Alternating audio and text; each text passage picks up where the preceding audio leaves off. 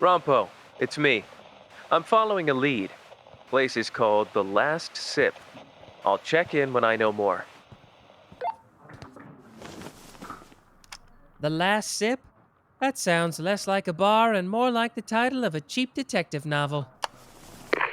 Cheap detective novel? Uh-huh. But don't worry, Dazai. I'll write your memoirs. You'll be the gloomy, dramatic type who keeps getting outsmarted by his much more brilliant colleague. Which, of course, would be me. As long as I suffer a tragic end in the arms of the incredibly charming and beautiful detective, you can be as brilliant as you want. I'll consider it. Ranpo, just stay on your end, okay? If I'm right, this could be where our guy's hiding out. Fine. But if you get yourself killed in a place with a name that ridiculous, I'm never letting you live it down. Luckily, I'd be dead, so I'd miss your gloating. Well, you know what I mean.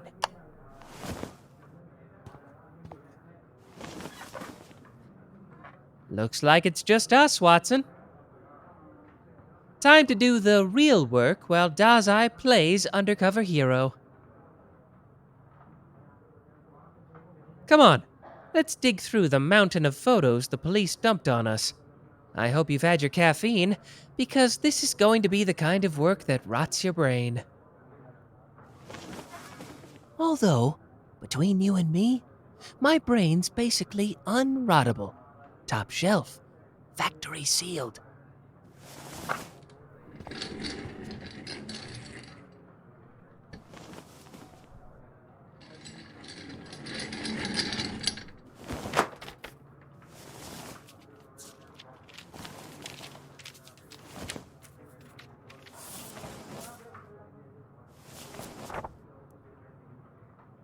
You'd think that for a killer obsessed with superstitions, there'd be more flair.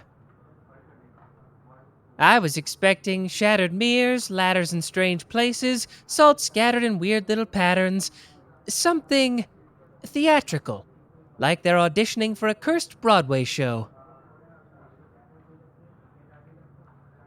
I completely understand what you're saying, Watson, and I agree.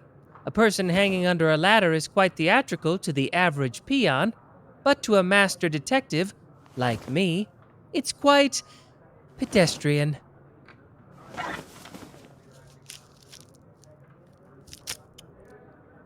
Oh, don't look at me like that. Like I'm jaded. Let me explain. Instead, we have body in an alley, body in a locked apartment, body in the middle of a park. No common weapons, no obvious MO. Just this weird pattern of dates and. Mm, mm, mm, sour apple. Delicious. You want some? Your loss. Mm-mm. Maybe that's why people get so gloomy around here. Not enough candy bowls.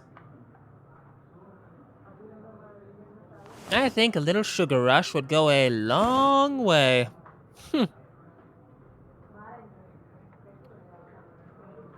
Huh? Death and depression?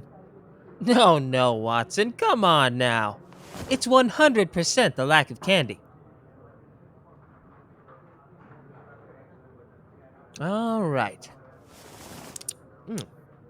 Save you for later. What do we have here?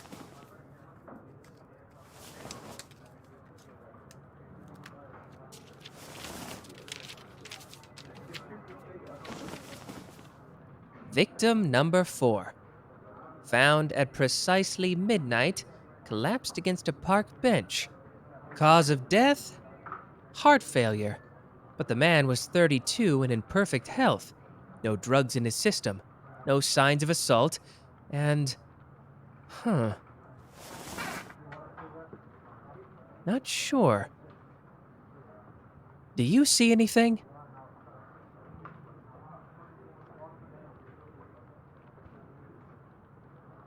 What? Oh. Huh. A cat. Not exactly groundbreaking, Watson. Cities are full of them. Still, black fur, yellow eyes. Creepy for sure. But not exactly enough to slap cuffs on the little guy. Although, now that I think about it, arresting a cat would be absolutely hilarious. Tiny paw-sized handcuffs, sticky note Miranda rights, a little interrogation room with a scratching post. Ah, too good. All right, let's keep going.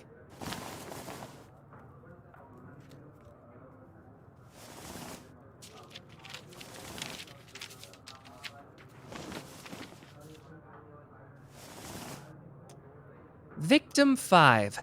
Small grocery store owner found in the storage room. No signs of violence. Cause of death, respiratory failure. And in the corner, another cat. Same black fur, same yellow eyes, same posture, too. Well, that's very strange. Actually, it reminded me of the first victim.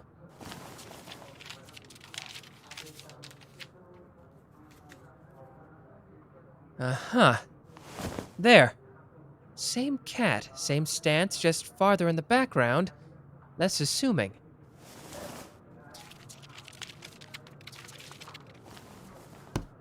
Third victim. The one with the chopsticks in the eyes in the front of the tree. Same cat almost looking at the eyes of the victim. Slightly closer, but not as close as the later photos. He's becoming bolder every single murder. Victim 6, back left by the dumpster. Victim 7, street corner earlier morning. See that? Right there. Behind the police tape. Today's first victim in the park. This same cat was following Dazai and I the moment we got there. At the time I took notice, but only assumed it was a local sewer cat. But look at this.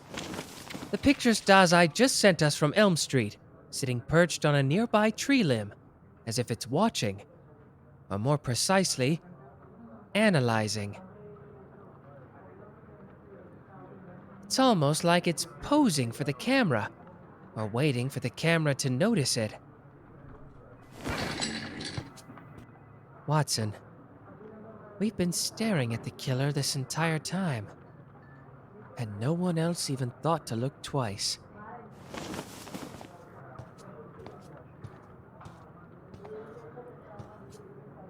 A superstition-based killer. Everyone assumed they were choosing symbols to fit the murders. Ladders, black cats, broken mirrors. But what if the superstition wasn't a gimmick? It was the weapon. If that cat is ability-born, its very presence could be the trigger. Black cat, bad luck. People growing up being told it's an omen of death. Imagine if that belief fused into a power. The killer doesn't need to touch you. They just need to cross your path. Imagine a life where everyone treats you like a curse. They avoid you. They whisper. You start to believe it. And then, one day, you are the curse. What was that look? Feeling sorry for the killer?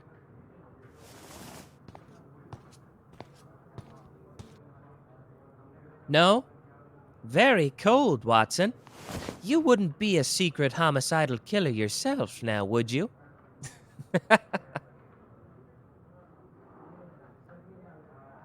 You were just thinking. Right. I'll let it slide for now. Everyone's thinking something they're not saying. Question is, what are you thinking?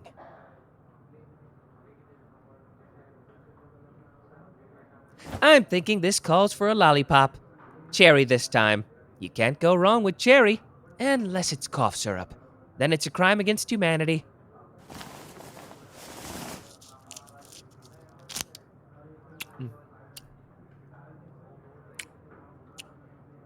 Mm-mm. You know, superstitions are funny things. Most of them are harmless. Don't walk under ladders, knock on wood, but sometimes, they stick in your head like a splinter, grow roots, shape the way you see yourself. That's when they turn dangerous. Dangerous enough to kill without touching a soul.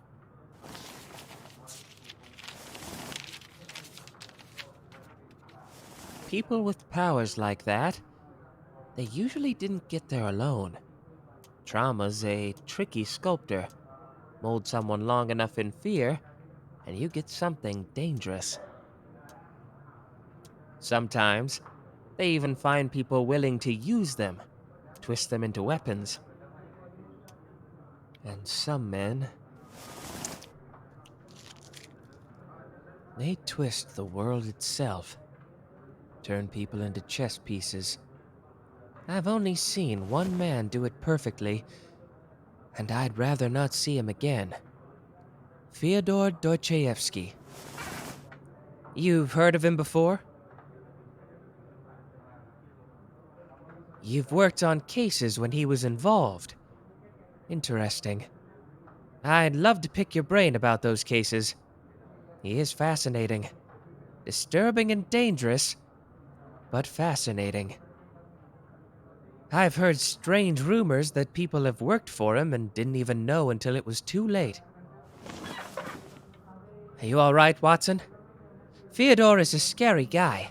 I wouldn't blame you for being cautious about speaking about him or cases you've worked on involving him. Now then, let's see where our little feline friend went. I'm going to see if Dazai can circle back to the crime scene after he's done at the last sip.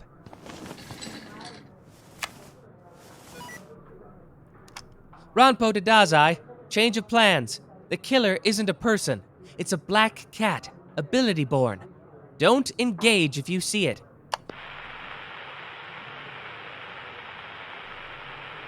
Dazai? Dazai, come in!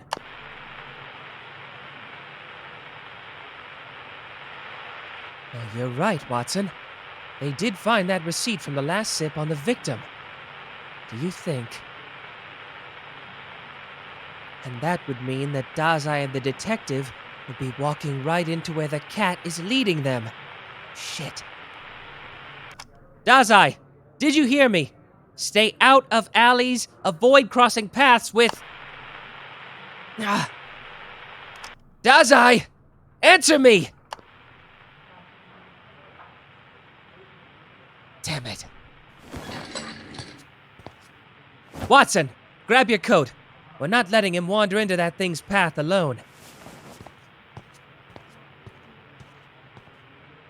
Like I told Dazai, he can't die in a place with such a ridiculous name. We have to move, now.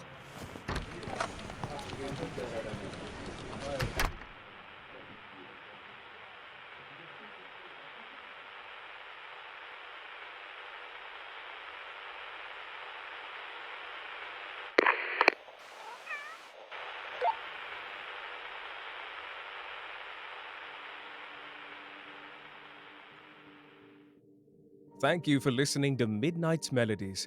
If you enjoyed the show, please like, subscribe, and hit the notification icon so you don't miss the next weekly release. And if you'd like to further support the channel, please consider becoming a member or head over to my Patreon at patreon.com/midnightsmelodies. There you'll find my entire catalog, Patreon exclusives, and pricing for private commissions. And remember, my library is always open.